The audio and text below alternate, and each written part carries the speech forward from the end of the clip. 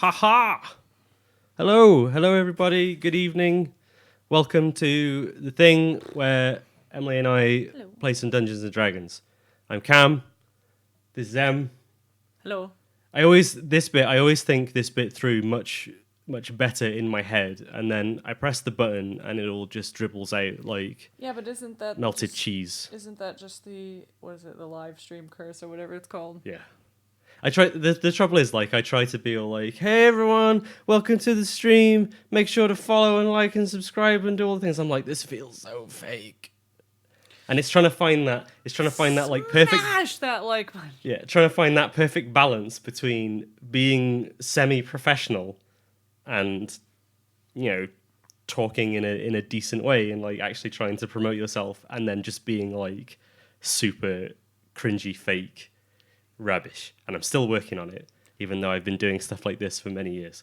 Not D&D specifically, but yeah. So this is our one-on-one game that we stream every week on Sundays, where Emily and I play through Dragon of Icespire Peak and probably other things in the future.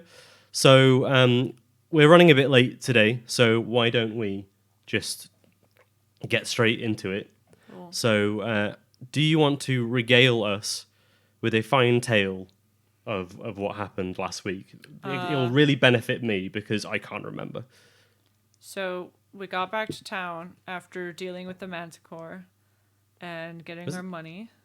Oh, okay, and yeah. then we learned that there was the mission where the guy on the farm was having some trouble, and so we were like, well, that's not very far away. So we went to go deal with that situation. Specifically, it's the guy that creates the butter skulls that Quinn is so enamored with. Yeah, he's very fond of them. Pure unadulterated artisanship. Yeah, so to make it quick, we got to the farm after a spooky run-in with some horses. We got to the farm, we killed a couple of orcs, and then we found the leader. Well, not leader. What would you call him? Basically the master farmer, I guess, of the ranch. And there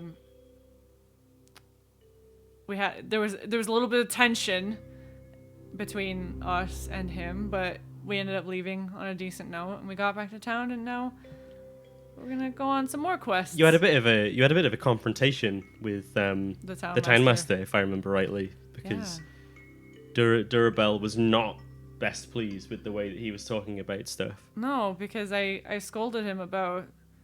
Durabelle scolded him about the fact that the help should have been sent a lot sooner because 5 of the 6 farmhands had died. And he was basically like, oh yeah, well, at least the farmer's alive, and, go help my brother, he's more important. And it was just like, shut the fuck up. Everyone's important. Yeah. It was quite nice in a way. Well, not that obviously, but it was quite nice in that it led to sort of a heartfelt moment between Quinn and Durabelle in the inn afterwards, where he was like, "These people don't matter. Like all that he is to you is a swollen coin purse. So, Yep, he's wrong. What does his opinion matter if that's all that he is?"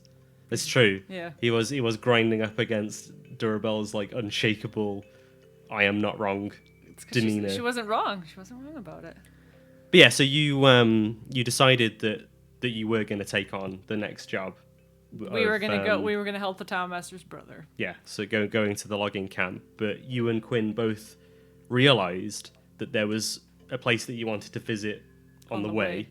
Yeah. Which was Falcon's Hunting Lodge, because you'd heard about that when you first arrived in town. Barthen had told us about it when we first arrived. Was it Barthen or was it Toblin, the innkeeper? No, I'm pretty sure it was Barthen. No, I think he mentioned it. You might have asked him about it. I can't remember. I'm pretty sure it was Toblin though, because that was the first place you went. Either way, it doesn't matter. Either way, really. We found out at some point about this. And you can watch the VODs back; it'll be fine. Yeah, but yeah, I think the plan was we were gonna find some wine, and then make this journey to the loggers camp. Sorry. Yes. So yeah, you're gonna go meet him and and do all that. So, let me find the quest. I did an insane amount of prep today. I was telling people in the pre-show that my prep is basically everything that I wrote up last week, because there was a possibility that this was going to happen last week, which I've skim read through, and then 5 lines, just five lines in my notebook, my incredible prep work. So let me find the place. Incredible organization. Where are we? That's not it. That's definitely not it. Here we go. Okay, so the first thing you need to do then is if you read the quest for me. Deep in Neverwinter Wood, along the river that flows west towards Neverwinter, is a logging camp. Every 2 months, Phandalin delivers fresh supplies to the camp, which is run by the half-brother of the townmaster, Harbin Wester. Barthen, the local provisioner, has prepared a new delivery. He needs someone to bear the supplies safely to camp. Return to Harbin Wester with a notice of delivery signed by his half-brother, Tibor Wester, to claim your reward of 100 GP. Okay. So you'll need to go to Barthen's to pick that up. Yeah. Which is convenient because we need to ask him if he'll sell us some wine. Mm-hmm. Okay. Okay. So you head over. You and Quinn both head over to Barthen's, and before you head out, do you want to put on your shiny new I do suit of armor? That was one thing that she didn't tell you, is that while at the Butterskull Ranch, it turned out that Big Al, the guy who makes them, his prize cow had escaped in all the chaos, and he was freaking out, and he offered a suit of special armor to Durabel if she could find her. Yeah, mithril chainmail. Yeah, which she now has. So which I am now putting on. It's exactly the same as the chainmail that she's wearing now, except much quieter. Yeah, man. So I don't have to. You can make stealth checks. You can actually make stealth checks. Yeah. And they won't be a joke. It's true. Not that I've been super stealthy, but. Okay. So you put that on, and Quinn compliments you on your new fashion sense. Thanks. And you arrive at Barthen's, and he tells you that his clerks have filled 2 crates with supplies as he hands you a sheet of parchment, upon which is written an inventory of the crate's contents, foodstuffs such as dried meat, blocks of cheese, and loaves of bread, as well as casks of ale and flasks of oil. The 2 heavy crates are loaded onto a 2-wheeled cart pulled by an ox. Cool. And Barthen's gonna walk over to the ox and pat its ass and say, the ox's name is Vincent. I'll expect to see him and the cart returned, thanks. I will do my best. Well, I trust you. You brought that horse back to me despite the urgent circumstances, so I've got no reason to think that you won't.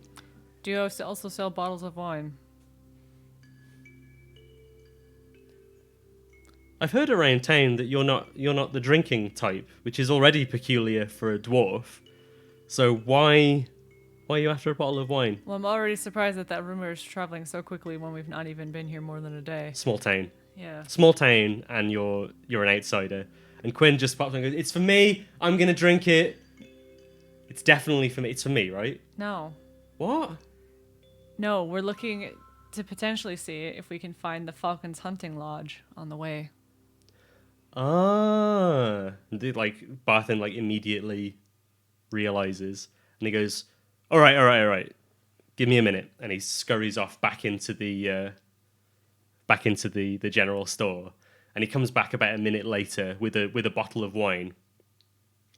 And he kind of displays it. What's the matter? Nothing. Sorry, it's unrelated to the game. Okay. Put yourself on Do Not Disturb.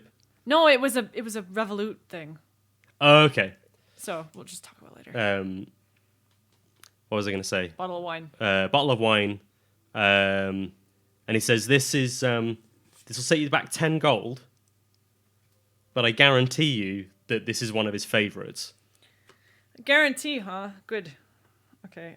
Falcon, he pops by every now and again, and this is the brand that he always buys. Okay, I will give him 10 gold. Okay. And then I'm gonna write on here a bottle of fancy wine.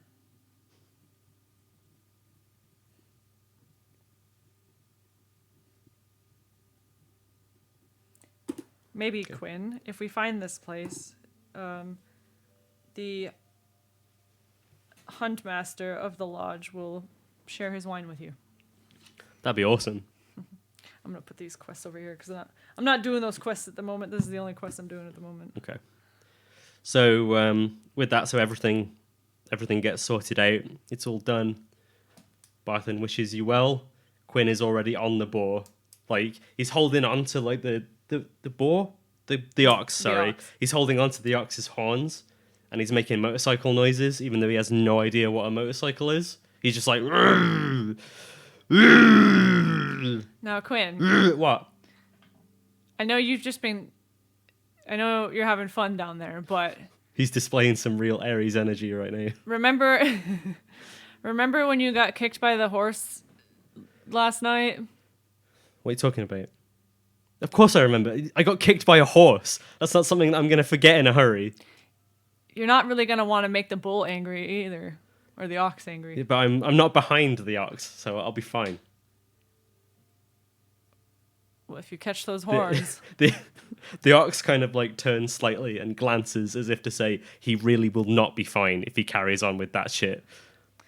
Just leave Vincent alone. Come on, get over here. Oh man, his name's Vincent. That's awesome.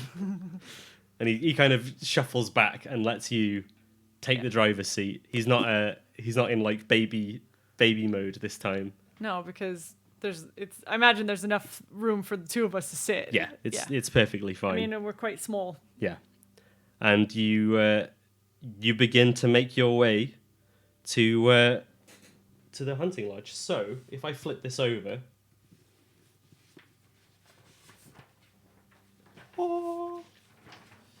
so as we were before, so you are here, and you need to get to the loggers' camp. It's somewhere in here.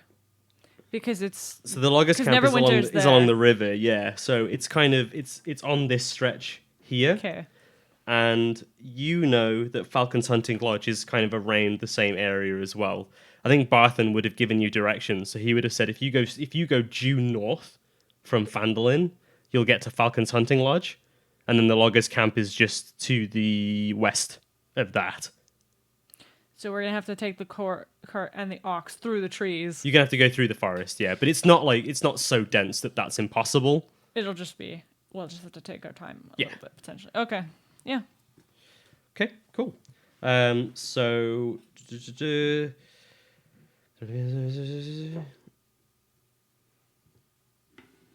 Okay, so yeah, you start to make your way along the road, and it's going to take you the best part of the day It's 5, to get 10, to get to Falcon's Hunting Lodge. 15, 20, 25, 30, 45, 50. Like 50 to 55.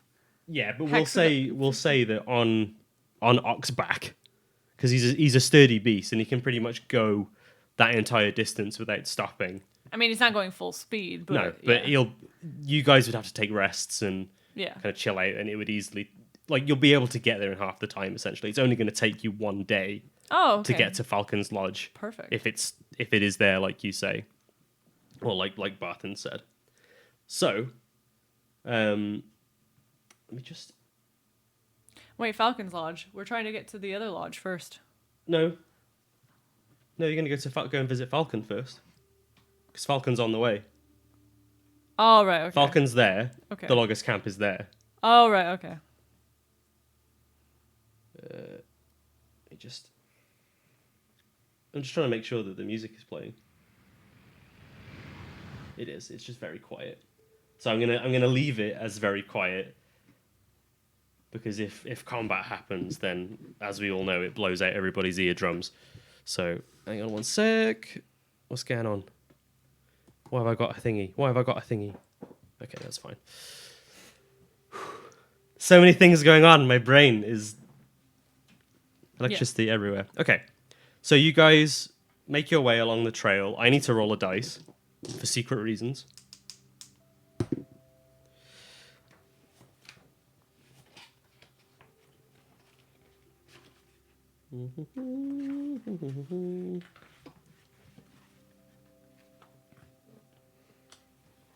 Can I look up at the sky again? Yeah, go ahead and roll a before we perception enter the check. tree line. No, I don't see anything. I see Jack squat. What'd you get? A 1. Natty 1. Yeah. Quinn's too distracting.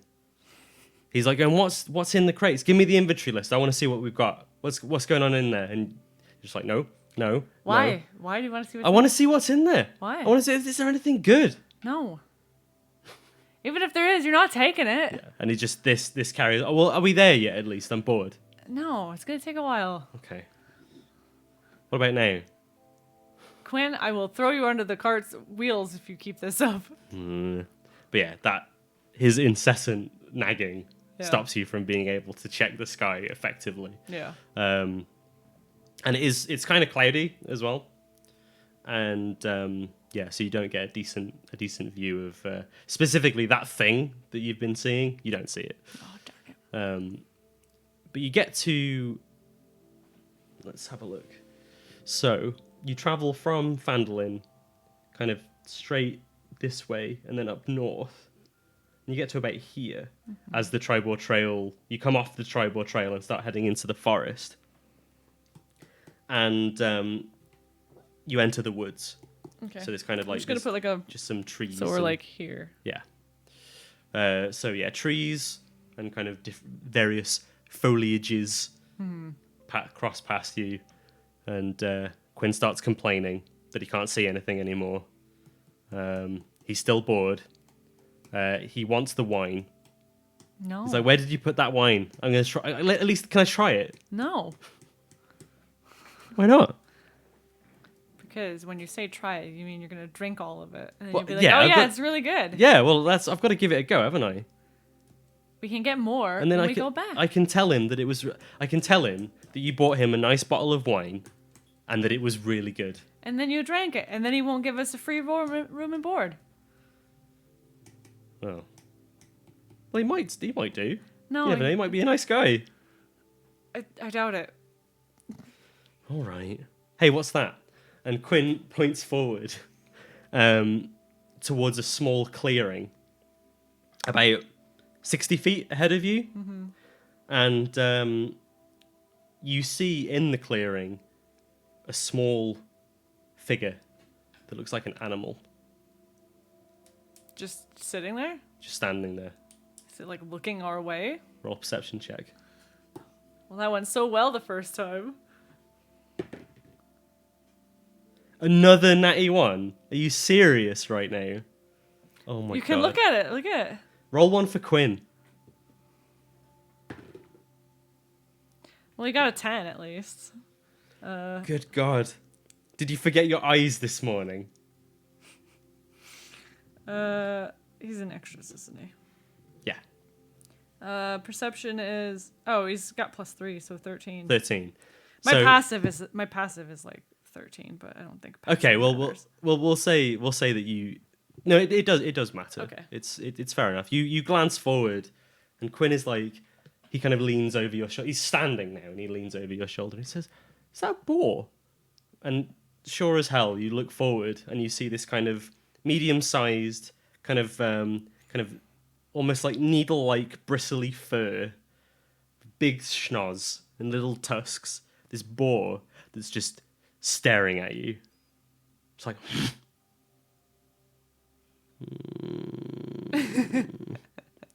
And it's not moving, like it's glaring at you. But it's not making any aggressive action except for the glare. It kind of goes and then it like kind of grinds its hoof against the ground, but doesn't actually, other than kind of like making aggressive gestures, it's not doing anything. Keep an eye on it. If we pass by it, it should. We've probably just crossed into its territory. If we keep moving, we should pass its ire. Okay, so you sort of turn the cart slightly. Try to be like. You give this suspicious boar a wide berth Yeah. as the cart kind of like. I mean, the ox is like giving the boar the side eye as well. Like, Yeah. But yeah, that's why I was like, if I try to like move away and around from it, it might see that as like I'm not challenging it. Come on, Vincent. You can have lunch later. Yeah. And then you just like kind of like arc it around, and it slowly starts to make its way. And the boar just like sits and continues to watch you. Like, and as you sort of turn and start to make your way, because you'll need to turn slightly and start heading this way to get towards Falcon's Lodge. Yeah. So we'll say you're kind of about here. Mm-hmm. You see that it sort of turns and starts to leave. Okay. Maybe you should keep your bow on hand. All right. I've not been doing my Quinn voice. I've not been doing any character voices. What's wrong with me? It's one of those days. Oh, it's been a weekend, I tell you that much. Yeah. So we're just gonna keep pressing on. Yeah, I'm gonna try and curb a little bit of his boredom by having him keep an eye out for shit. It doesn't work. No, but because he's just got his bow out, pointing it into. I think he's just letting off pot shots. Like he's so bored that he's just like, "Dunk. I hit that rock. Did you see it? I hit that rock. I heard it. Hell yeah." And then the player character in me thinks, man, I'm glad that he has infinite arrows, apparently. yeah, the meta gamer in you is like, whew, so glad I don't need to worry about that. Yeah. Because part of me was about to yell at him about those arrows, and it's like, no, he's got infinite ammo. I did initially consider the pair of you having a shared inventory, but I think that gets complicated far too quickly. So yeah.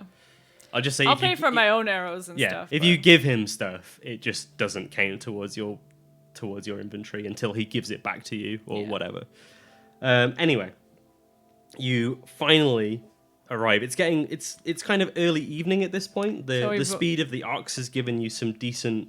Are we here or like up here? Well, first of all, I need to get on the right page. I find that that's really helpful.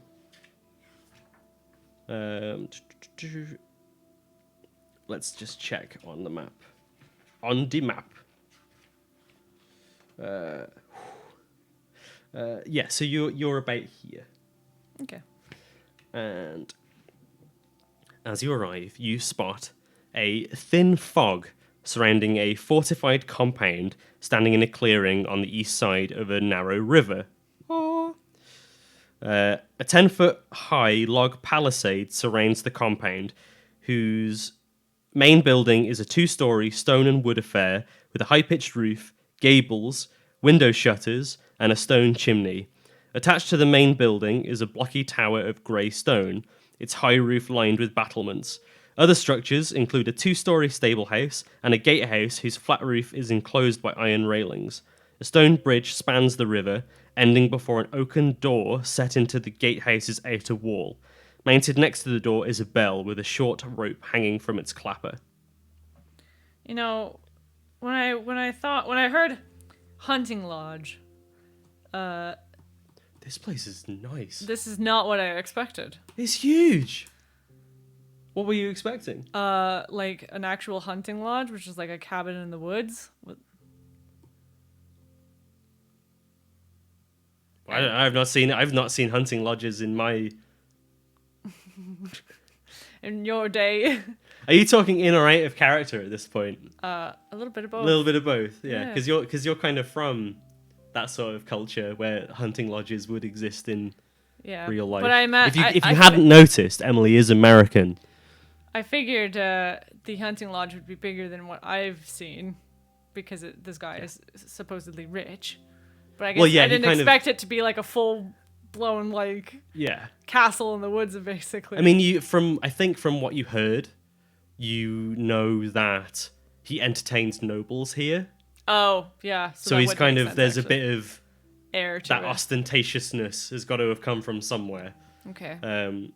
So what are you going to do? Are you going to ring the bell and make them aware of your presence? Yeah, it's getting dark, so we should at least lodge up here for the night. Okay. And hopefully they can provide a place to. I'm going to ring the bell. I'm going to ring the bell.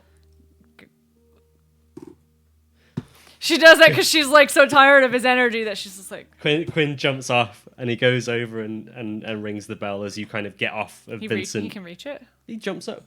Oh, okay. He has to like jump up and hit it. Oh, right, okay. But yeah, he goes over and does that. And then a few moments pass and there's some shuffling from behind the door. And then an older gentleman opens the door. Where are we? Yes, he's just kind of like wearing kind of basic attire. He's got like a linen apron on, graying hair, and like a mustache kind of beard combo. So he's got like the thing there, and then he's got a bit coming down the center. Yeah. And he just says, "Ooh, we weren't expecting guests tonight." We were actually on our way to somewhere else and needed somewhere to stay for the night. We were hoping that we could shack up here. I heard from Fandolin that if Quinn won't do it, then this might persuade you. And I pull out the bottle of wine. And he looks at the bottle of wine, looks at you, looks at Quinn, who is eyeing the bottle of wine with just pure unbridled lust. And then this gentleman goes, "I'll fetch the master." Just pulls the door closed. And you just hear him like, and then a couple of moments pass, and the gentleman opens the door again all the way, revealing this huge dude, 6 foot 6 inches tall. Oh my god. Yeah, he really is. So he's like almost double your height. Yeah. No, he's like triple Quinn's height. Oh yeah, he's absolutely massive Yeah. compared to Quinn.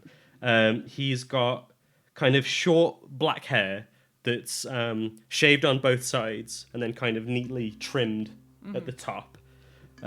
He has big broad shoulders. So definitely like the hunter trapper type. Yeah. He's definitely your type. Just throwing that out there.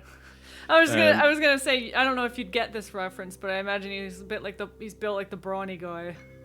But brawny's a brand of paper towels, and Oh right, okay. it's like a lumberjack guy with like the plaid shirt and everything. He's got like a neatly trimmed beard, and he's got these kind of blue, cold eyes that like are sharply inspecting you and Quinn. And he spots the have you still got the glass of wine? The bottle of wine. What happened with that? Can he see it from where he is? Yeah, because she presented it like this, and then he went in, and she's just kind of been holding it like this, just waiting. So yeah, she's holding it. So he sees that, and his features soften ever so slightly. And he goes, "Ah, a guest with wine is a guest very welcome. Do come in, come in." Where are we? I've lost everyone's names. Pal? And you see this like very young looking servant, maybe like not older than 12 years old, just kind of like wearing tatty clothes, kind of stapled, not tatty, but like dirty, as if they've been working all day. Yeah. And they kind of poke their head out. He just says, "You take care of their steed?" And they nod and quickly make their way, grab the cart, and they seem to be like an expert at dealing with Vincent. Like Vincent is just immediately like, okay. They don't say a word. They just kind of come over and lead Vincent away. They're an expert in animal handling. Yeah, they're good at what they do. And he goes, "Come in, come in. I am Falcon. You are?" I am Durabel Boulderbane, and this is my traveling companion, Quinn Hightopple. I remembered it that time. You glance down, and Quinn is gone. And then you look back up, and you know where he is. Where is he? He's down and he's like reaching up, and he's in the middle of saying "Halfling, hello," and then Falcon immediately, in a blur of green, because he's like wearing this green cloak, reaches down, grabs Quinn by the neck, shoves him onto the ground, bow out, arrow knocked in his face. Forgive him, he is a bit excitable. It's the way he likes to greet people. I forgot to warn you about that, and I forgot to warn him not to do that. Well, this gentleman should know better than to aim for a man's nethers. It's their most guarded spot. That's it, way. Yeah. He goes, I'll forgive you this time, seeing as you've brought one of my favourites. Is that Barthen's? Yes. You come from Phandalin? We're on our way to somewhere, and it was getting quite late, and purchase it just in case we happen to come across here. Oh, well, I'm very fortunate that you have. In fact, actually, we're just about to have dinner. Corwin, is there enough? Do you think there'll be enough for two guests today?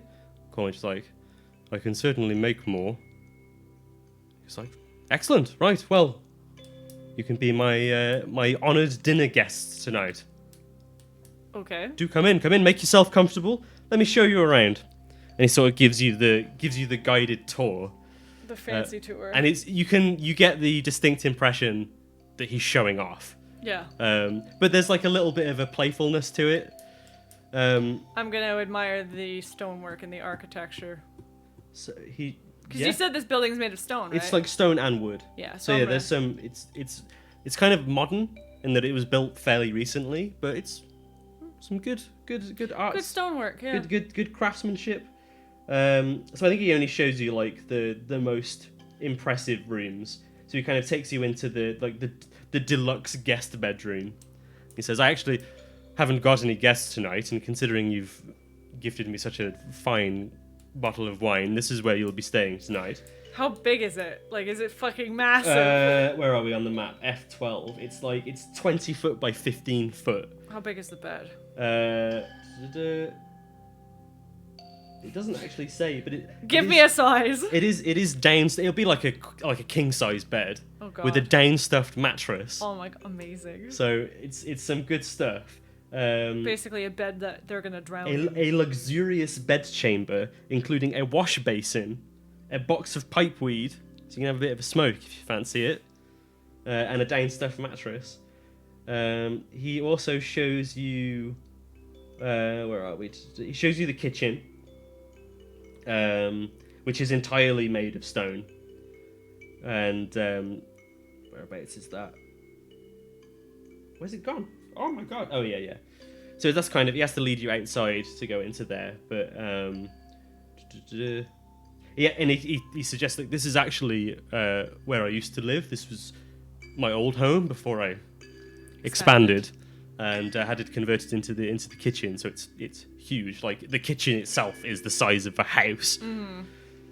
And yeah, just started adding, and more people came to visit as they heard of my exploits, and just from humble beginnings. Let's just say that. It's very impressive. You've made a good home for yourself. It seems. And from that to this, let me show you the dining room.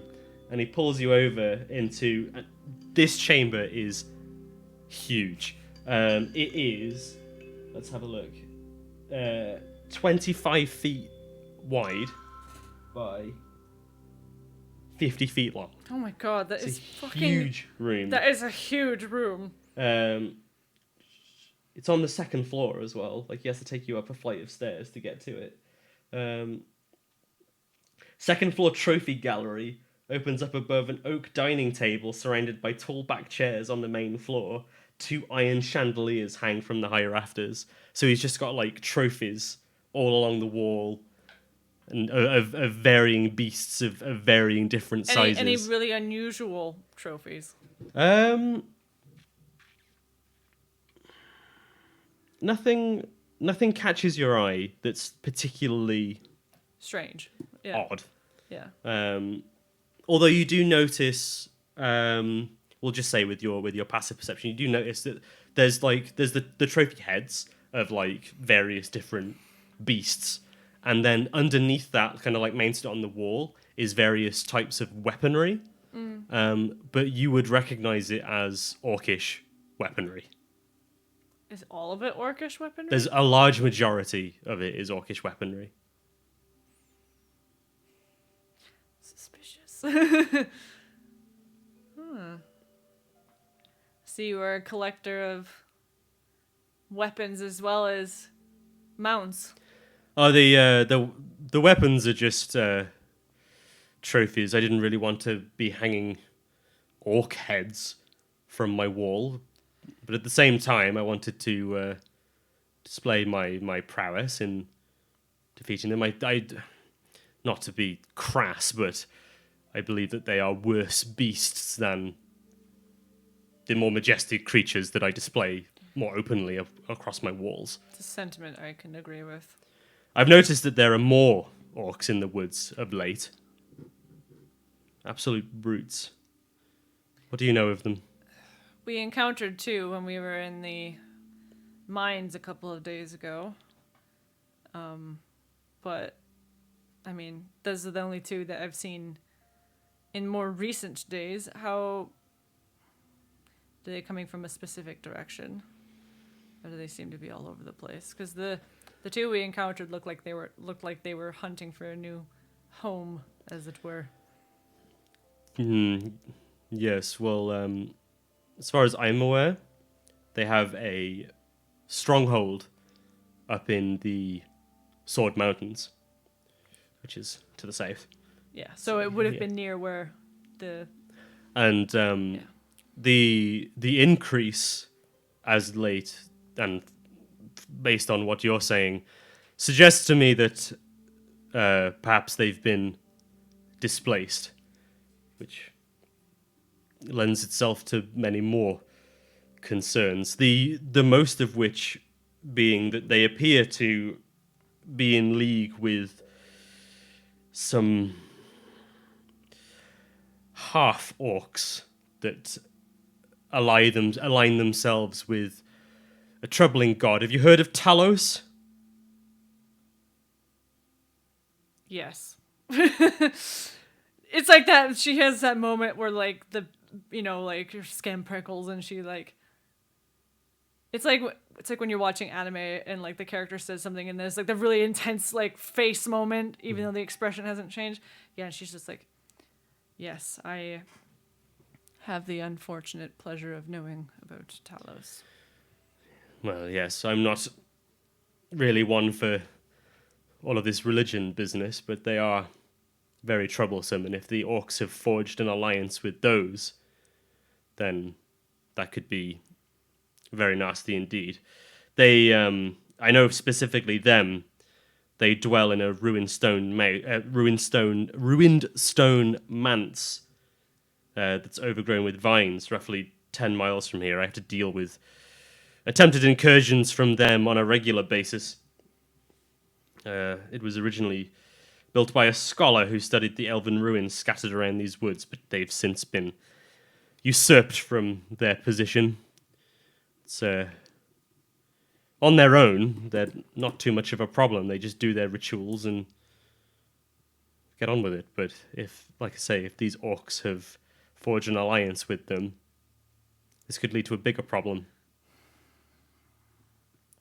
Well, if you're saying that the orcs in the mountains have probably been displaced, that is probably due to the fact that the rumors are that there is a white dragon up in the mountains right now. Ah. I don't know how sound those rumors are, but that's what the word is that's going around Fandolin. Troubling. Very troubling. Well, hope you've been keeping your wits about you. And at this point, kind of as the atmosphere grows slightly heavy, a bell rings in the corner of the room, signifying that dinner is ready. He goes, about time. I do hope you'll join me. Sure. Where's your small friend? Where is he? When do I last remember seeing him? You like he kind of sulked off after being pinned down by Falcon. Kind of a bit like, I wanted to give him the halfling hello, and sort of toddled off after Pell.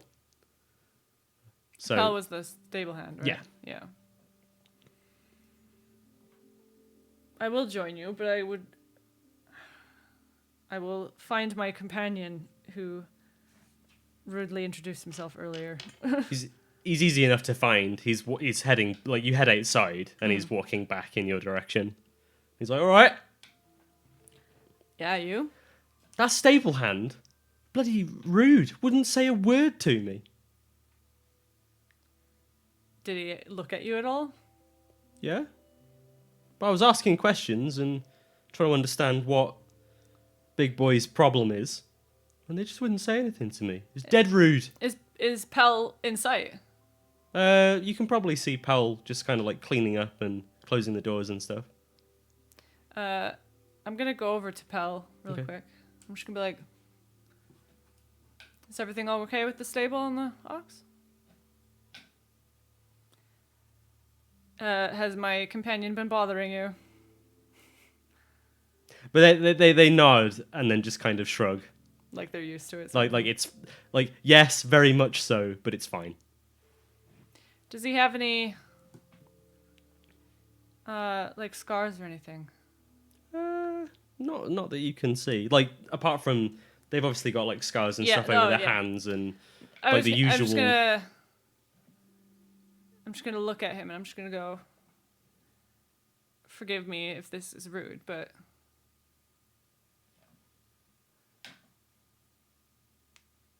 does that mean this is out of character? Is he saying like he can't speak or? Roll an insight check. It's going to be quite a low DC to figure this out.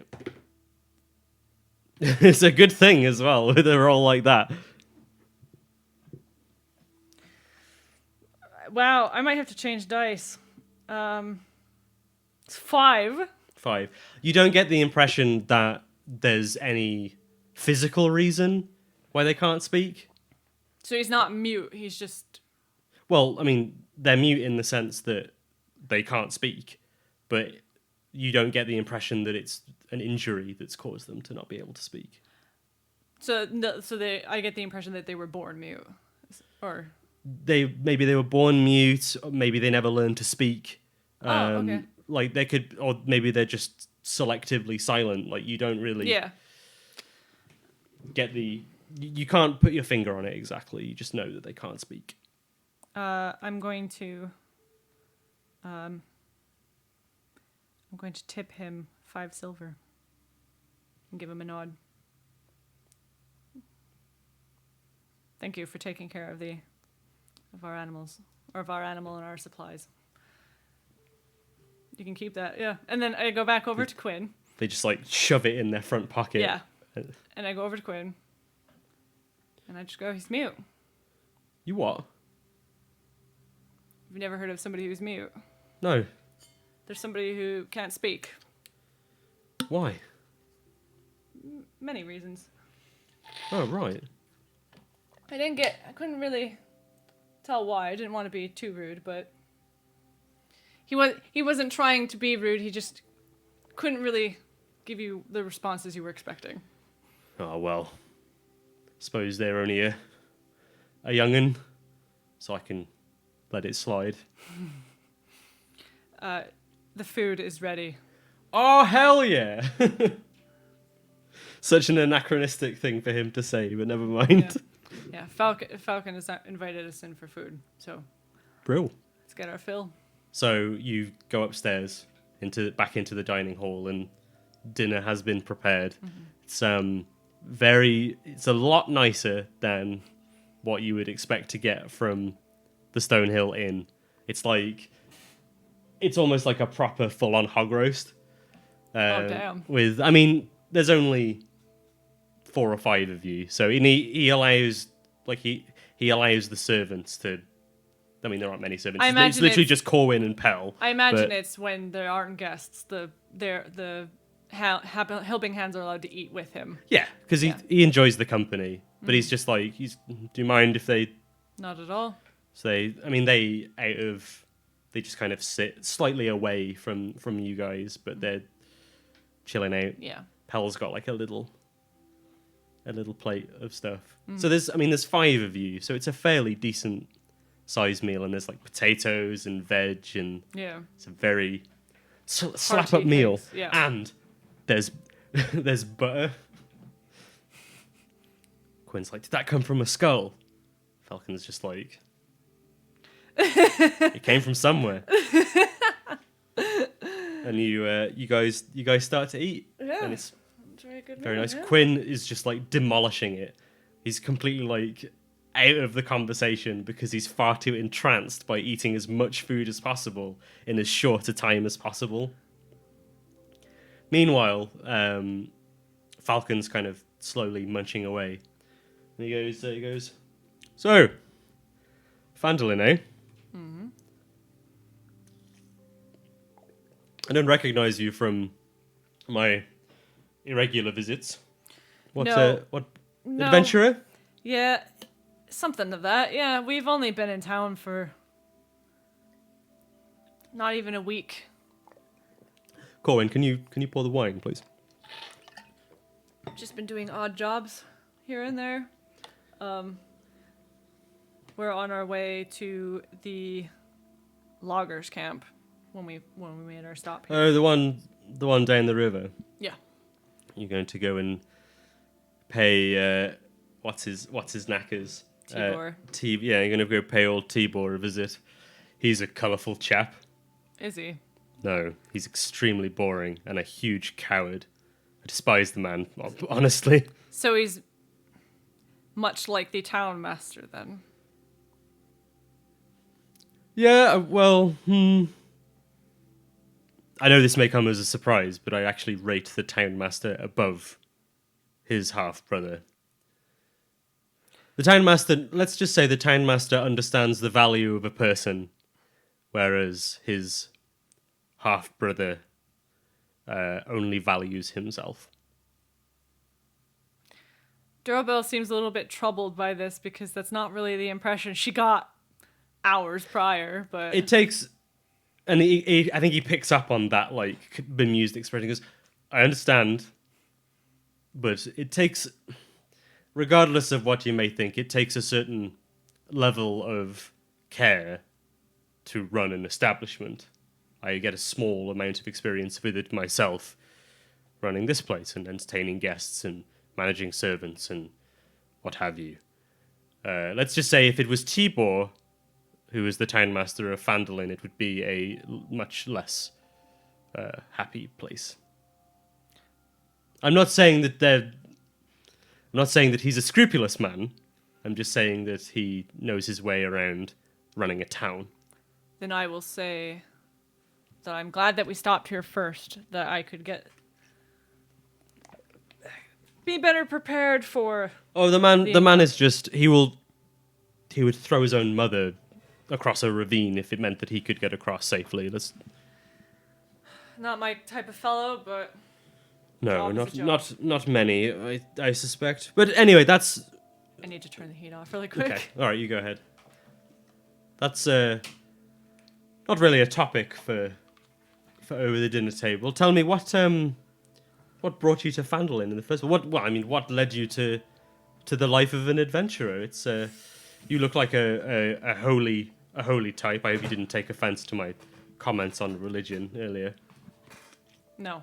Many people have their own opinions of that sort. I am used to it. I left home. I am from the other side of the Sword Mountains, further down. Yeah. And there were some troubling circumstances there, and I needed to leave. South of the mountains? Yes. You from Verbolder by chance? The very same. I just made an educated guess. Dwarf, south of the Sword Mountains. Verbolder, yeah. I've been there a couple of times. It's nice. It seemed like a quaint place. Just some farmland and. What did you do there? My family owned one of the farms that you probably saw. It's a good little community. What I remember recalling was several farms, just working together for.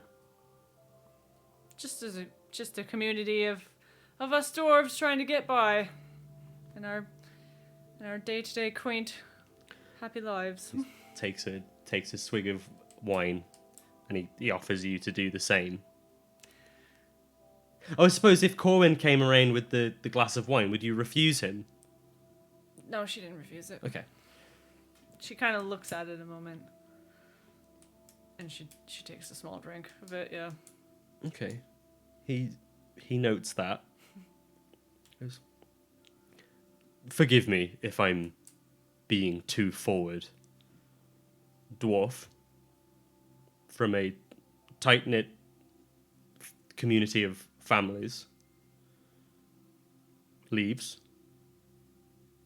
and is reticent to drink, which isn't a quality that you see in dwarves very often. No, it's apparently I've made myself quite the talk of the town in Vandalin. What happened?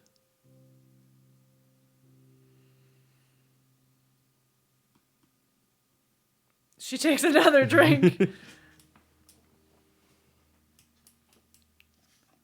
Family trouble. I was wrongfully blamed for something, and I was forced to leave. Bring the mic a bit closer. Sorry, should I repeat that? Yeah. I was wrongly blamed for something, and I was forced to leave. That sounds like a tremendous shame. Yeah, because they're wrong. But I can't go back yet. I need to figure some things out first. Well, I'm glad that you are at least trying to make amends, regardless of whether you feel like it's your responsibility to do so or not. Not enough people have that drive these days. As frustrating as it is, I need to... I mean, yes, I was wrongfully blamed for it, and I was right about the whole situation, and I need to prove this, but I need to do it in a way that won't see any of them hurt as well, or any of the wrong people hurt, so... Very... Time away from home, I guess. Very respectable. Yeah, I admire that, and as such, I won't pry any further. How's the food? Are you enjoying yourself? Yes, it's very good, and the wine is very nice. Thank you. It is. I'm assuming Quinn's already drank his. Oh yeah, he's asking for another, and Corwin's just like, he says, yeah. If Barthen knows something, it's his way around a bottle of wine. Yeah, we did purchase this one on his recommendation. The man knows me too well. I feel like this has echoes of going to dinner with Aymeric in Final Fantasy XIV. It's kind of got that vibe. That. Sorry? I said, don't tell me that. Do you want to see what he looks like? Yeah, I do. Try not to. Don't want no spoilers. But that's what he looks like. He's a pretty handsome fellow, and those are some really impressive mutton chops. I didn't even notice that before. He's got some awesome mutton chops. Hang on. Oh, focus is so bad. Durabelle can appreciate mutton chops. Oh man, I'd have to tweak the focus on that, but it's gonna. Why don't you hold it up to this camera? Oh yeah. Yeah, there we go. Look at that. Oh, gotta go this way. No, he's not a giant crab. Giant enemy crab. Handsome young man. Although he's not young, but he's handsome, definitely.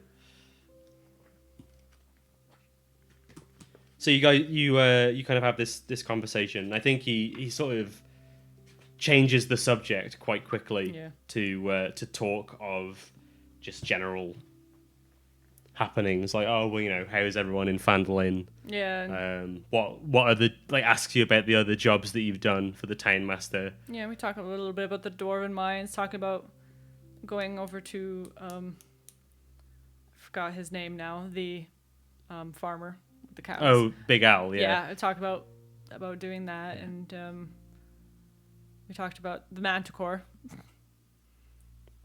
Because I figure the Manticore story would be something he'd probably be a little bit interested in. Yeah, he's like, a Manticore. He would say, like, oh, I'm aware that there are a couple of Manticore that haunt the area.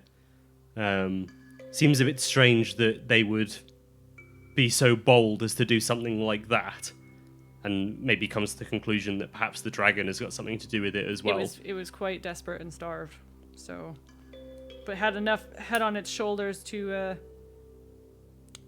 trust me. What what happened? And maybe you explain that you bargained with it. Mm-hmm. And he kind of gives you this pensive stare, and he's like,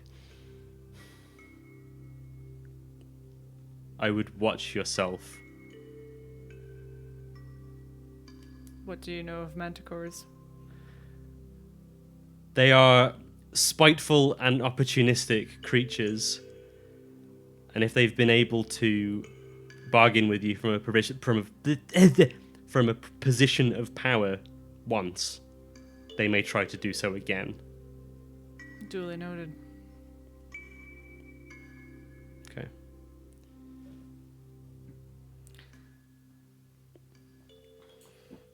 So, you finish up your meal. Mm-hmm. And do all that. We'll retire for the night then, after we finish, and maybe just chat a little bit longer until it gets a little late. Yeah. So you get to stay. Yeah, you kind of like talk and shoot the breeze. He explains a little bit about himself. And he just maybe says Quinn talks about his halfling hello, about how he used to. Yeah. Maybe Quinn tells the story about how he killed a guy doing it and stuff. And yeah, and he just explains that he's been a hunter for all of his life. He gained the name that he has now due to his prowess, and he's quite popular among the nobles because he's quite refined and is a bit of a show off, and he kind of presents himself of their like. Yeah, it's like a prestige thing, and like if a noble or someone of like a high standing can say that they know Falcon and that they've been to Falcon's lodge, it's kind of a status symbol. Like if you're among your guy friends, like when you smoking pipes around the fire, you're like, oh well, I've been to Falcon's on many occasions. I imagine going to Falcon's hunting lodge is a bit like going glamping, except in a building. A little bit, yeah. But it's like you're going glamping with a famous person. Mm-hmm. So I went here, and I got to hang out in this exclusive club. Firefest. Yeah. No. Yeah, I'm actually thinking of holding a festival. No, Falcon Fest. Yeah, man. Except I wouldn't fail because those mutton chops will carry him. They're the source of his power. So you so you can get settled down in the guest room at the where are we? The deluxe guest bedroom, whereas Corwin escorts Quinn to the regular guest house, which is just basically a barn. But I think Falcon would kind of jovially refer to it as the 5-star treatment. It's like, oh, for your exploits earlier, you get the 5-star treatment, and then Corwin just bundles him in the barn. For some reason, I imagine Quinn is one of those types though that I'll wake up in the morning and he'll be in the room. I think he's just used to it. Like he basically he goes, oh well, it reminds me of home, I guess. Like he's happy-go-lucky enough that he just sort of roll. Like he's annoyed because he wants to sleep in the fancy house, but once he's in there, he's just like, whatever. It's a nice bed. Yeah, I can go to bed, and then we can get up and hopefully fight some stuff. Yeah. Cool. Cool. Yeah. So I'll retire for the night and then make a move on. Cool. So yeah, you get up early in the morning, and Falcon's just like, I won't keep you. And Pell gets Vincent out. Vincent is well fed. Mm-hmm. Everything gets strapped back on. I think Falcon gives you a hand. Mm-hmm. And sends you off on your way. So it's not going to take you very long to get from Falcons to the loggers' camp. It'll take like a half a day at most. Not even that. It's going to be a couple of hours. So we say one hex is 5 miles, and you can walk 24 miles a day on the Ox's back. You can do double that. Mm-hmm. So it's going to be like 2 hours at most. Where are we? Travel to the couch. Sorry, bear with me 1 second. Just go ahead and, because you're kind of in the thick of the forest right now, go ahead and make a survival check.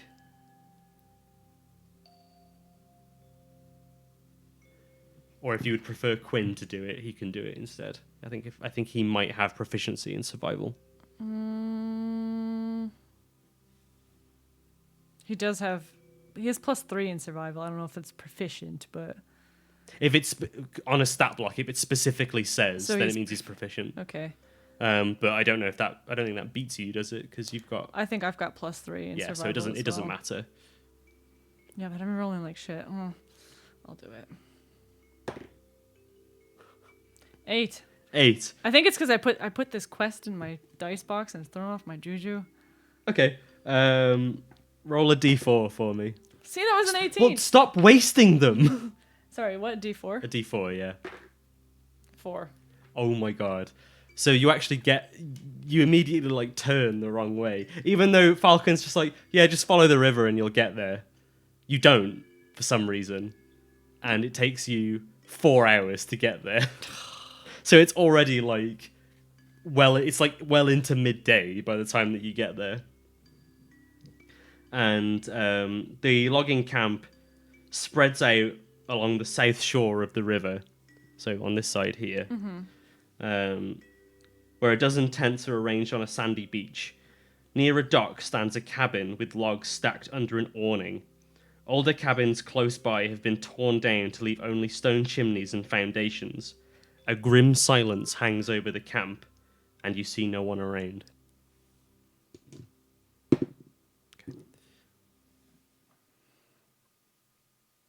So there's nobody here.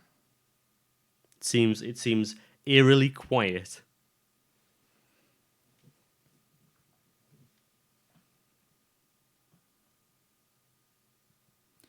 I want to hop down. Okay. And I want to look at the ground. I want to look at the area and see what the foot patterns or anything are like. Like, was there like a scuffle? Was there like, did people leave in a hurry, sort of thing? So roll an investigation check for me.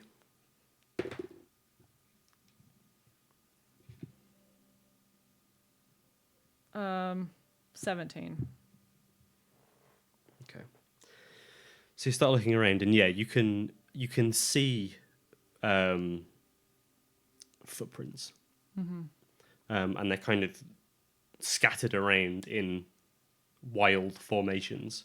But you specifically are drawn to drag marks in the sand, like several sets of what looks like things being dragged along the sand towards the coastline. And as you make your way over to there, you see a dead campfire, surrounded by 6 tents, and the tents and the bedrolls that are within the tents seem to have been partially dissolved by some kind of acid spray. How long ago has this fire been out? Is it like cold? It's cold. Okay. Would say with that investigation check, you can deduce that whoever was here were killed and dragged down into the sand by burrowing monsters.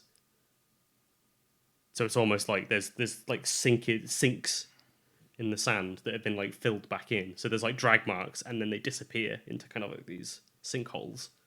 Right, okay. I'm going to very cautiously make my way back to the cart. Okay. You make your way back. As you make your way back, you kind of cross past another one of these encampments towards the south. I've kind of got my hand like ready to grab my warhammer.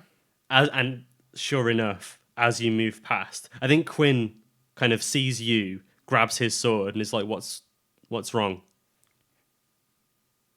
I'm gonna pull out my warhammer. I think at this point, if this was like a TV show, there'd be a shot of like yours and Quinn's feet, just like walking along the sand, and then the sound of their footsteps would get louder and louder, like the volume would get turned up on them, like, and then all of a sudden, from behind the pair of you, it's a tremor. Erupting out of the sand is this like hideous. I don't know if it's massive, but it's big. This like insectoid creature bursts forth from the sand and like lets out this hissing scream noise at you. I'm gonna swing at it. They are hang on. they are large, so yeah, they're pretty big, and yeah, we're gonna need to roll some initiative, I think. So let me put on battle music. We need music. There's a fucking fruit fly in here, and it's annoying me. I know. He wants to play D&D.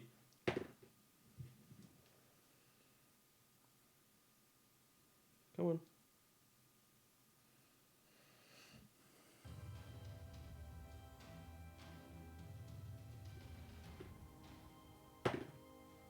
Wow. Okay. I've got too many things now because I need to start writing stuff. What did you get? I got an 18. 18. What did Quinn get? Dirty 20. Dirty 20. So you guys are on it. Oh yeah, you're definitely on it. Okay, so this creature rises up. It's got these huge mandibles that come forward, and its maw is like dripping with this like green substance that seems to kind of and disappear into the air. It's got lots of legs. It's kind of got this thick carapace, and yeah, it just screeches at you. And Quinn gets to go first. How close is he to it? It's pretty much right next to him. Like it's burst out. Okay, so he's gonna use his long sword, which is +6 to hit. Yeah. Yeah.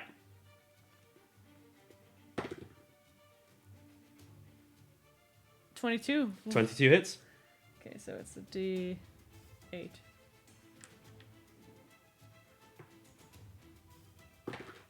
So 6 damage. 6 damage. Okay. And then it is your turn.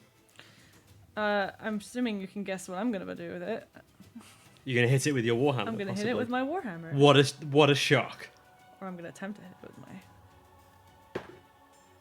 It's a natural 20. Natty 20. Okay, yeah, go ahead. It's because I had that quest card in there. It was ruining the juju. Okay.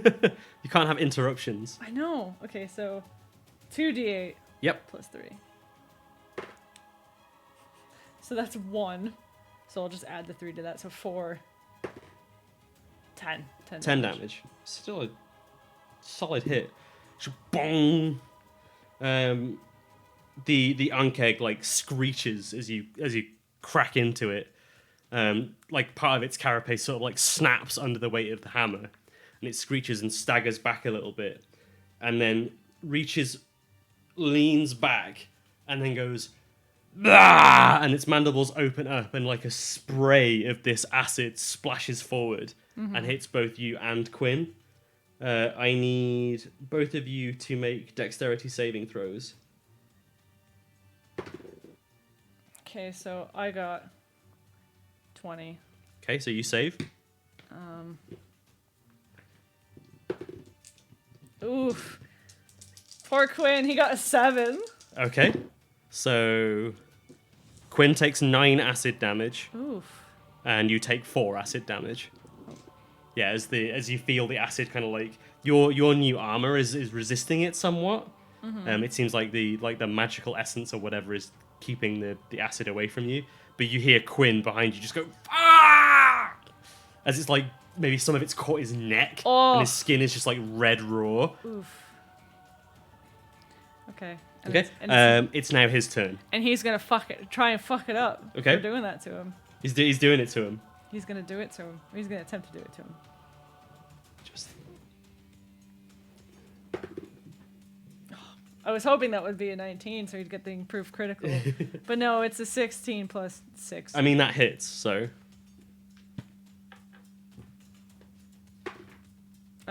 6 damage. 6 damage. Which I'm pretty sure is what he rolled last time as well. He did, yeah. Okay. And then it's you again. How bad is it looking? Just at a quick glance.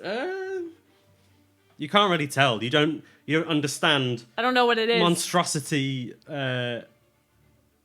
like physiology enough to know how it is. Like, it's definitely wounded. Mm-hmm. Oh, okay.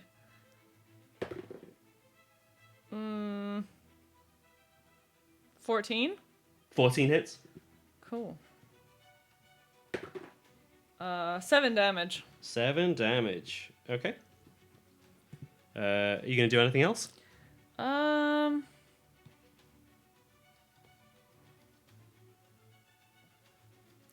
don't. You know what? I'm gonna do it. I'm gonna cast Spiritual Weapon. Okay. And Is it gonna take the same form as last time? Yeah. And are you gonna do the thing where like she catches it out of the air and swings it at the? I mean, it's right next to you. So, or where are you gonna position it? I'm gonna position it like I'm not gonna do that before like I did before, but I'm gonna position it so it's like right next to it. So it's Okay. So like if I swing low, it like swings high for like its head sort of thing. Yeah, cool. All right, so make another attack. It's 21. That hits. It's 9 damage. 9 damage. 9. Okay, it looks. Now you can tell it looks hurt. It's kind of like Good. it's like It's regretting its life choices. it is very much regretting its life choices. It's going to rear up. Well, no, hang on. First of all, it's going to see if it gets its acid spray back. It does not. Good. Fuck you. I think it's going to reach down and make a bite attack at Quinn. I think it sees that Quinn is the most injured out of the pair of you. I need to pull up his stat block. That is not going to do it. That's an 8 to hit. No, so no, that's I not don't. gonna hit him. I don't think that hits at all. No, and he's gonna fucking retaliate.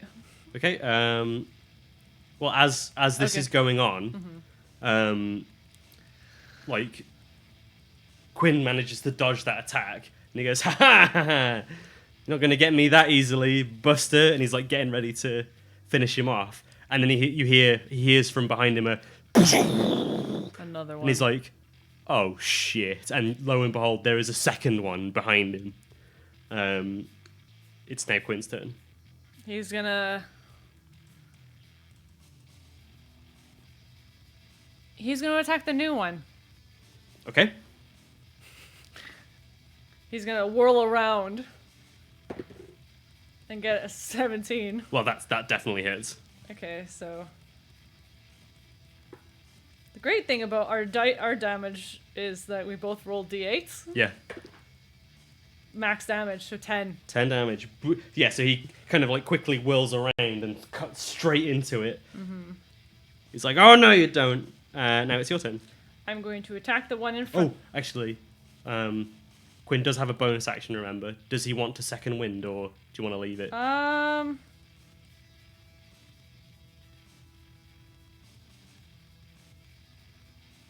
leave it for now. Okay. But I'm going to attack the one with my warhammer. Hang on a sec. Okay. Okay, boomer. Okay. Sorry, I just Whenever I see a comment in my mod chat, I always panic that it's going to be the music is too loud. Ah! But I think that we've got the opposite problem now in that it's too quiet. But I'd rather have that problem than. Yeah. Okay, so I'm swinging with my warhammer. 17 plus 5. So yeah, that hits. Is this the new one or the old one? I'm attacking the old one. Okay, that's fine. I'm hoping to finish it off with this. My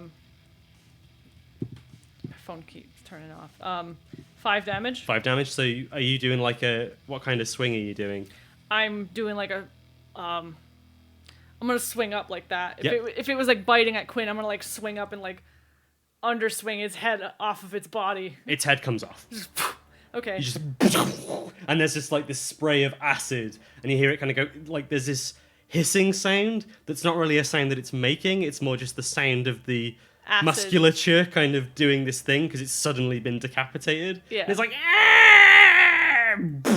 Okay, and then I'm going to move my spiritual weapon to the other one. Okay.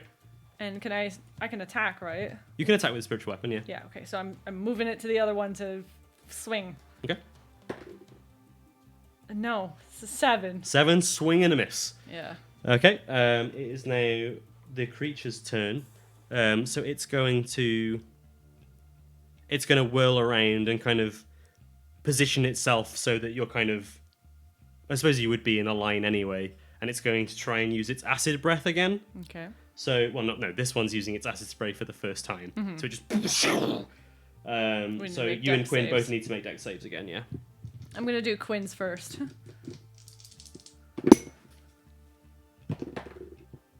And yeah, he got a 17. Okay. So, and then I got an 18. An 18. So you both save. So you both only take 2 points of acid damage. Okay. Maybe we need to like get Quinn's stat block separate somehow, so you're not having to like, I don't know. It's not navigating isn't a problem. It's just when my phone turns off. Yeah, that's fair. So it's not. Okay. I'm actually getting used to navigating it now. That's its turn. Actually, is it going to do anything else? Yeah, it's going to burrow back down under the ground. So you just kind of see it go, and it disappears under the ground. Quinn will get an attack of opportunity. Which he'll take. He'll go for. No. I don't think it's 12 hits. Nope, 12 does not hit. Okay. So it's now Quinn's turn, and he has no target. He is going to. He is going to do a second wind. Okay. So it's a D10. Yeah, D10 plus its level. Yeah. 13. Yeah. So he heals. 13. No, not 130. He heals 13. I mean, you'll get to max either way. Yeah. So he does that, and then he's going to hold his longsword for when it comes up in range. Okay. And then I imagine it's still underground for my turn. Yes. So- You don't know where it is. So I will move the spiritual weapon closer to me, like between me and Quinn. And I will also hold my warhammer for when it pops up. Okay, so you're both holding an attack. We're both. Whereabouts are you positioned relative to Quinn? I imagine Quinn's maybe like 10 feet away from me. Sorry, I had a moment where I was like, what time is it? And then I was looking at the time and I was like, how is that possible? How have we only been going for half an hour? And then I realized that we haven't. It's been longer than that. And apparently my brain just lost all track of time. Okay. So yeah, sorry, say that again. I would say he's somewhere between like 5 and 10 feet away from me. Right, okay. So he's pretty close, but like there's like enough space that like the spiritual weapon's kind of like between us. Okay. It's now its turn. And Quinn is going to kind of... You both feel this Oh, God. rumbling underneath you. And then Quinn just goes, shit! And the Ankeg is coming up underneath him directly. He can make a reaction now to stab down into the ground. Which he's gonna do. Maybe for like attacks and stuff, you could just have like you +6 and like his damage and things, like rolls that you make often with him. Yeah. Maybe that would make things slightly easier. Yeah. Oof. 10. 10? No, that's not going to do it. He swings down, but he can't quite get purchase because he can't see. There's this eruption of sand that blows up into his face, and it's going to try and bite onto him. I'm just going to throw my dice willy. Does no, my it doesn't. Damn it. That is a dirty 20 to hit. Yeah, that's gonna hit him. Okay, Quinn takes 7 points of slashing damage. Man, I'm glad he's second-winded. He also takes 6 points of acid damage. You just hear him go like, ah! Yeah. And the mandibles at the front clasp onto him. Okay. So he is grappled. Okay. I'm also going to see if it recharges. It does. Ooh. Shit. Okay, so it's now Quinn's turn. Mm-hmm. But he's grappled. But He's grappled. He can still attack. He just can't move. Because he's grappled. He's not restrained. Yeah. Okay. So yeah, he's gonna try and stab down again. I think that's right. Hang on. I've got a condition card. Look at the condition card. Because I thought grappled was like you couldn't attack. I'm pretty sure grappled is just you can't move. I'm pretty sure that's the only. If you had your DM screen in here. Squeen. Squeen. DM squeen. With Sneak Grappled. Snake. Grappled creatures' speed becomes 0. Can't benefit from any bonus to its speed. It ends if the grappler is incapacitated. The condition also offends if an effect removes the grappled creature from the reach of the grappler. So yeah, it is just he can't move. Okay, he's just gonna stab down. Okay. It's a dirty 20. That hits. So he does another 10 slashing damage to Boosh! 10 stabbing damage to his face. Okay. So that does that. It's your turn. I'm gonna move in. Okay. Into range, and I'm gonna swing with both the warhammers are coming Nice. in. So as you kind of walk over, you snatch the spiritual weapon out of Yeah. the air. In you go. Okay, so first regular warhammer. Natural 20. Natural 20. Okay, so 7, 10, 14 damage. Okay. First one. Spiritual hammer. Dirty 20. Yeah, that hits. 10. 10. How would you like to finish it off? Considering Quinn is like, Belle! My spine is breaking! I'm gonna do, cause the mandibles are like this, right? So it's They're kind of like clasped onto him, like so like a nutcracker. Yeah, so what I'm gonna do is I'm going to swing both the hammers down, cause the mandibles connect at the head. So I'm gonna scissor them on either side so that when the heads get like smashed in, the mandibles break like that. Oh, okay, yeah. So it's just like, so it's like he gets, yeah. Nice. And an explosion of sand. Let's say that same, it's an explosion of sand, acid. It makes that same hissing noise. Hissing, screeching noise as the other one did as it slumps over onto the ground. Quinn is free, and he's just like, oh my god, and like you can just like see this the kind burn. of Yeah. It was very fortunate because had it got to its turn, it would have dragged him under. Well, it was going to use its acid spray, which he would have had disadvantage on because he can't move. Yep. And then he would have burrowed underground. Yeah, so Quinn would have been in a lot of trouble. I probably would have killed him. Whew, boy. Damn. Not that I want Quinn to die, but that would have been cool. So Durabel, there's a moment where they're just gonna sit there and not move and assess and see if anyone else fucking shows up. Okay, make a perception check. Durabel's got both her weapons like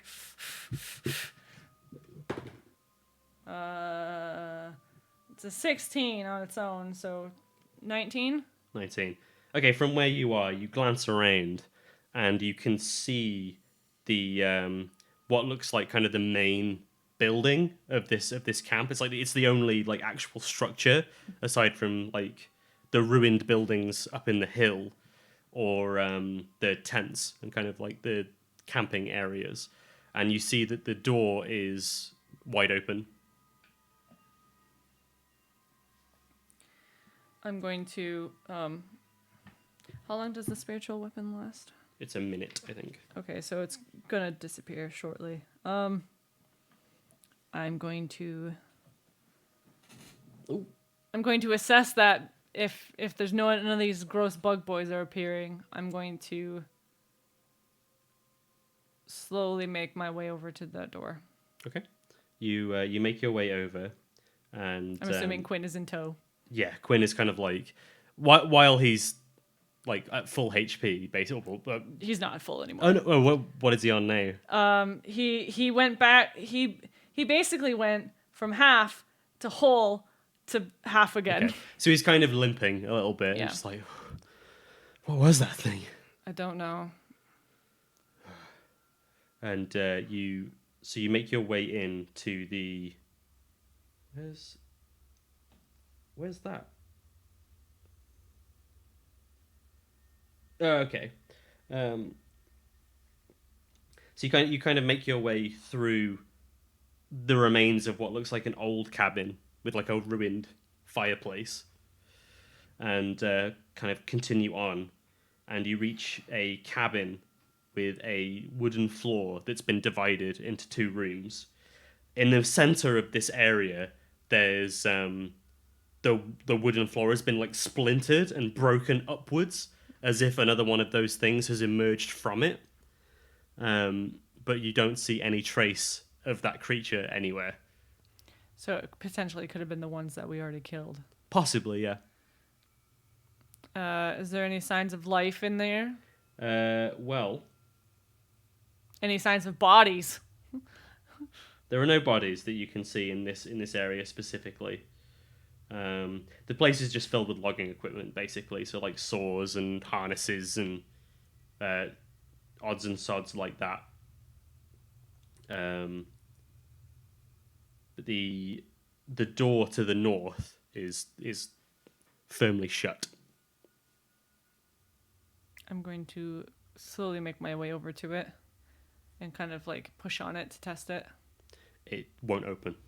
It feels like barricaded. It feels like it's barricaded.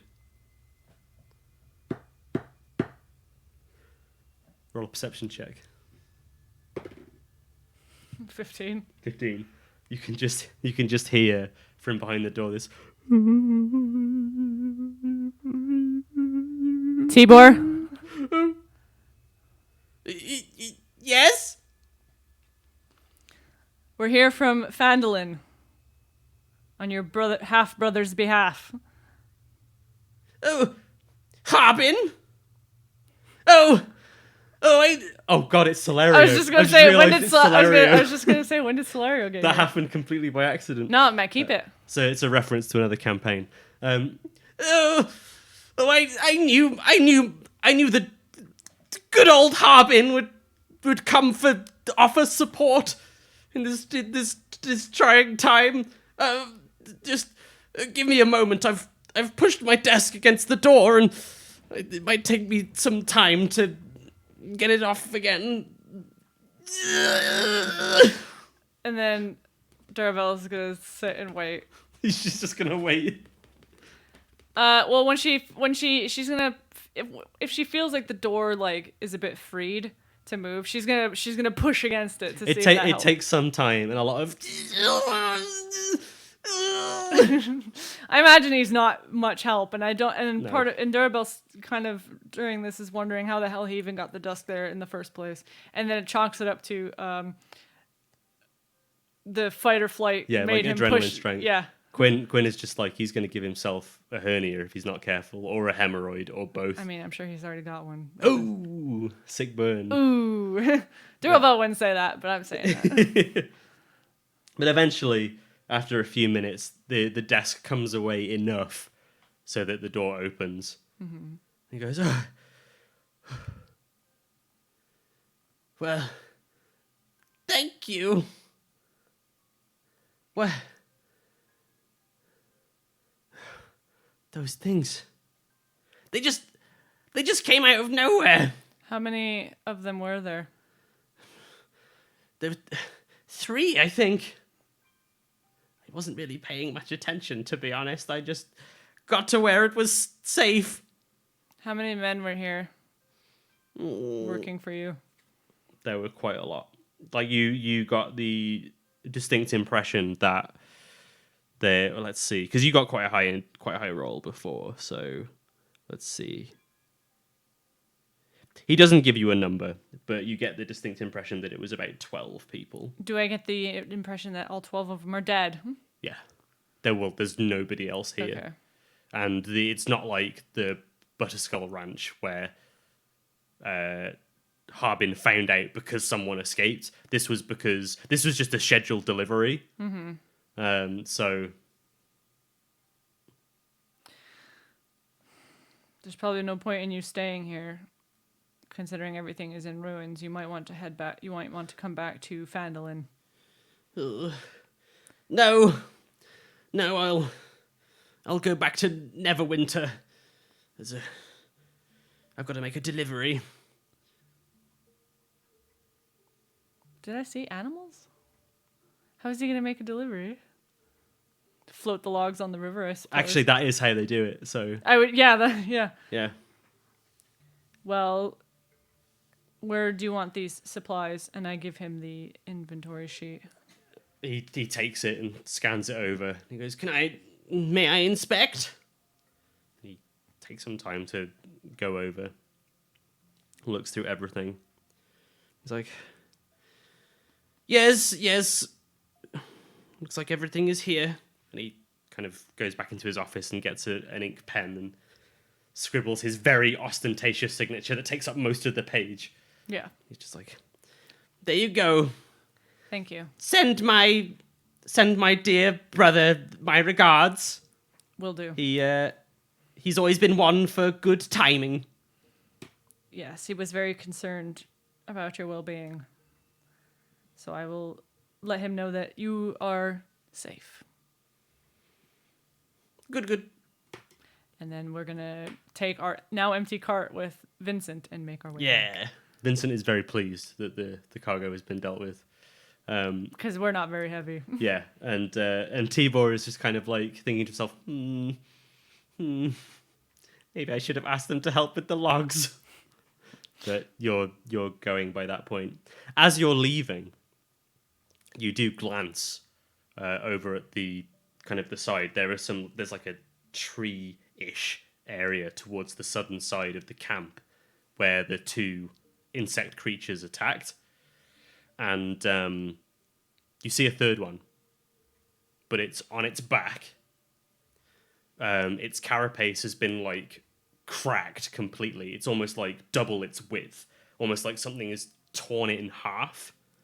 And it's wet, like it's dripping with water. How far away is it from us? Not far. You can go check it out if you wanted. Yeah, I'm going to stop the cart and I'll go check it out. Quinn doesn't have to come along since he's nursing some acid burns. Yep. He's just like, okay, well, where are you going? I just want to have a look real quick at this thing. I'm going to go over to it and I'm going to inspect it. I'm curious because,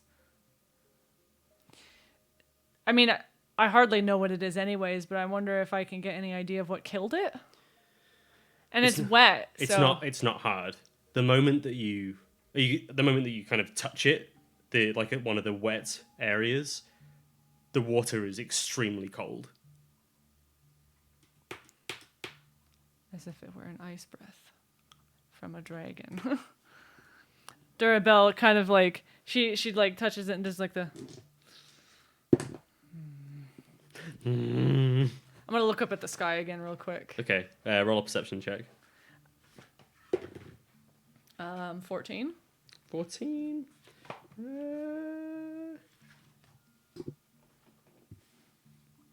I mean, we're like over here.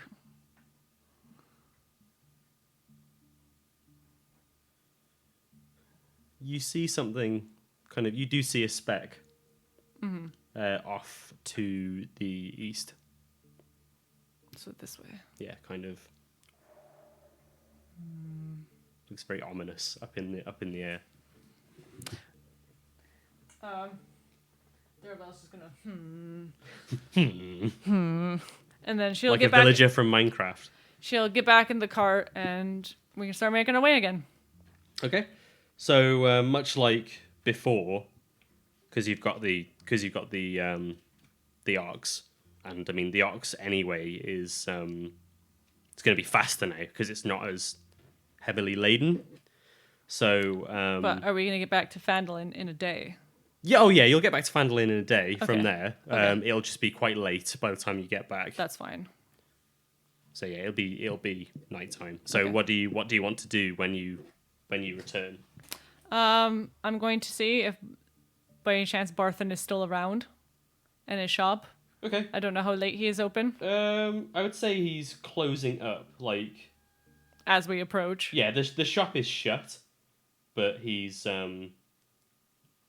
taking his time, just sort of putting everything away, and he sees you and he gives away and goes, "Oh, Vincent!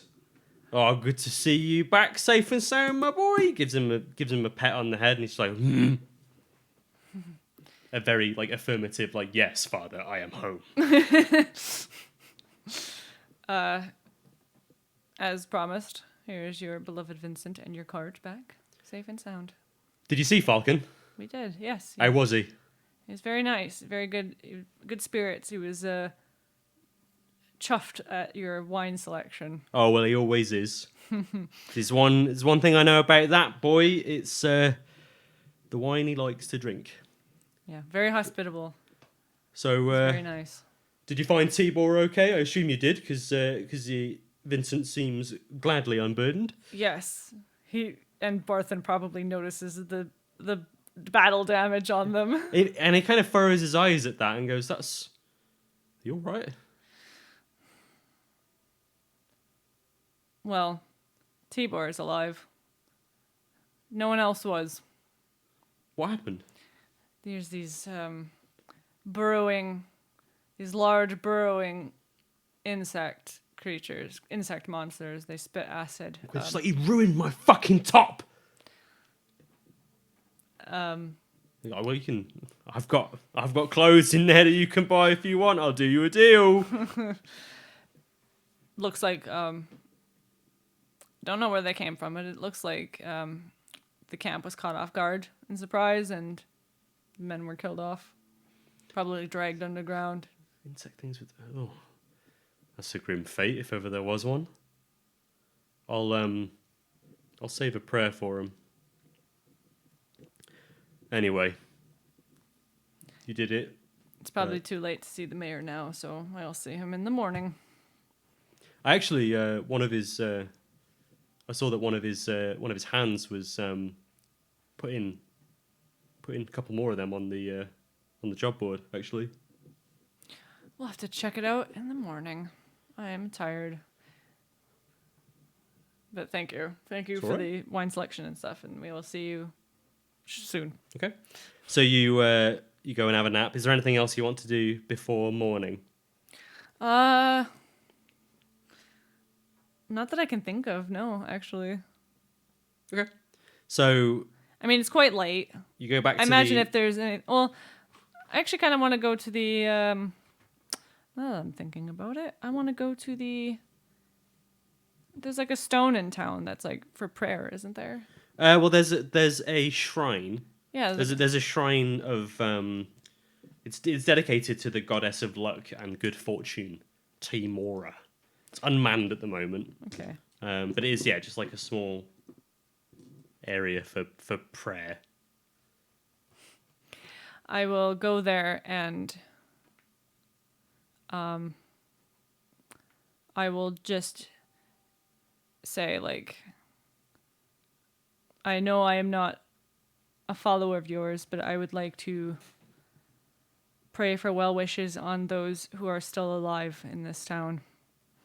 And then Okay. and then You I'll get this you get a warm feeling Yeah. and you realize that it started raining.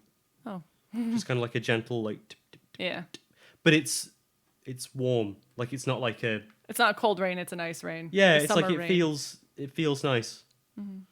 And you you head back to the inn. Quinn's like, oh, it's bloody raining, and he runs inside. Yeah.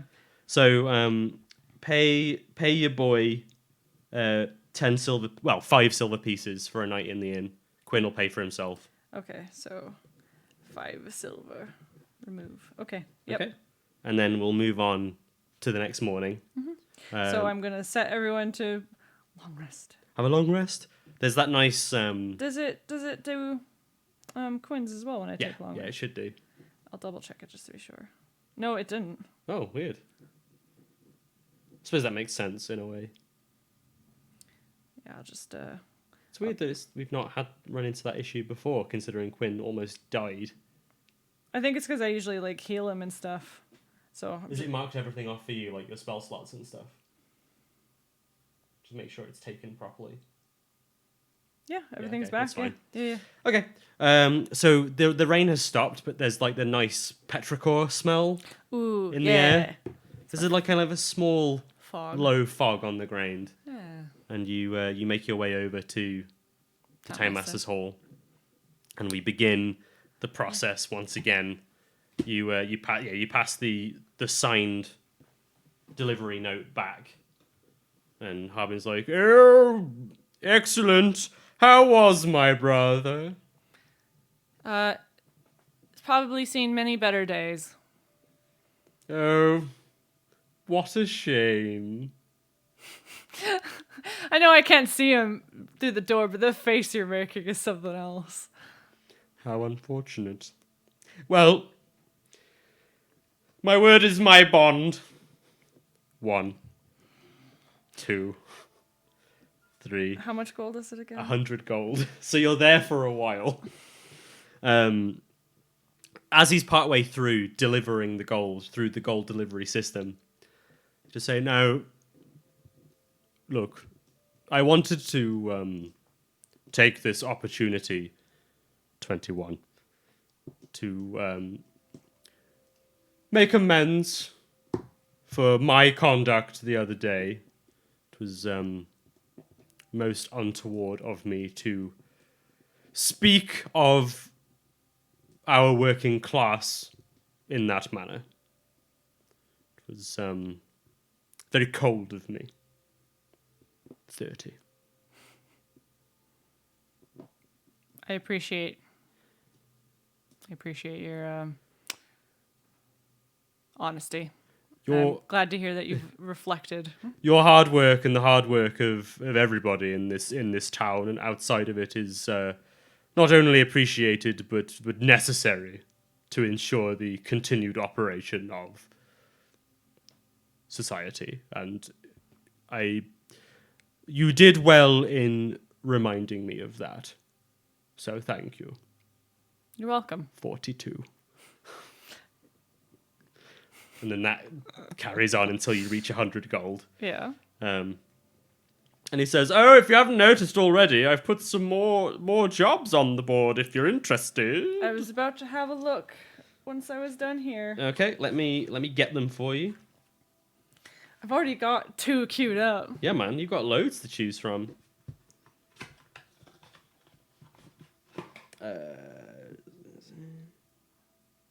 Oh god. Ooh, gross. I didn't realize one of these quests I had picked up was an escort quest. Oh yeah, it is. Yeah. Oh, gross. Escort quests are the worst. Okay, so you At least in MMOs and stuff they are. MMOs and Elder there's Scrolls. That one. There's that one. And there's that one. Oh. These are some... So we've got Woodland Man's Quest. Oh, which is relevant to what... Yeah, it immediately sparks memories of your conversation with Falcon. The orcs have fallen under the sway of evil spellcasters in Neverwinter Wood and have been sighted in growing numbers near Falcon's hunting lodge. The spellcasters dwell in a ruined manse. Falcon needs someone to make it a preemptive strike against it. Destroy the evil in the manse. Then expect him to reward you. So yeah, so he kind of offhandedly mentioned it to you, but I don't think he didn't think that you were ready at the time. I think he was kind of Gauging. maybe kind of getting an impression, but I think he was too distracted to. Yeah. Dragon Barrow Quest. The dragon that besets us is not the first to threaten this region. Between here and Neverwinter lies the barrow mound of a warrior whose magical dragon-slaying sword helped fell a green dragon terrorizing the high road a century ago. Rumor has it the Dragon Slayer's sword is buried there. Retrieve it and let the sword be its own reward. That's pretty cool. Ah, Dragon Slayer. He's like, sword? Yeah. Sword. There's a sword there. There is. It could be really good. Axholm Quest. Embedded in a mountain south of Phandalin is the ancient dwarven fortress of Axelholm, which has been sealed for years. If a dragon attack is imminent, the people of Phandalin can evacuate and take refuge in Axelholm. To that end, someone needs to open the fortress and make it safe for habitation. Once you accomplish these tasks, return to collect 250 gold pieces. That's pretty good. So there's a few decent. You've got options for different reasons. Yeah. There. You have like the woodland manse is good for because we just spoke Falcon. to Falcon about it. The Axholm quest is cool because dwarven. It's dwarven, so and it's also it's a pretty good idea to have an evacuation spot. And then Dragon Slayer sword. For when we inevitably find that dragon, yeah. Or you've still got we still the got two these quests other that ones. you've got queued up. So Quinn's just like, right, well, you've got plenty of options now. What are we going to do next? Well, a part of me feels like the Axelholm, like clearing out the dwarven ruins would be really good for making sure that the people are safe. But it would be nice to sort of repay. I mean, I know we gave him a bottle of wine and he let us stay the night, but I feel like Falcon is a good ally to have. And I feel like if we did this turn... Speak for yourself. You were just mad because someone caught you before you could do it.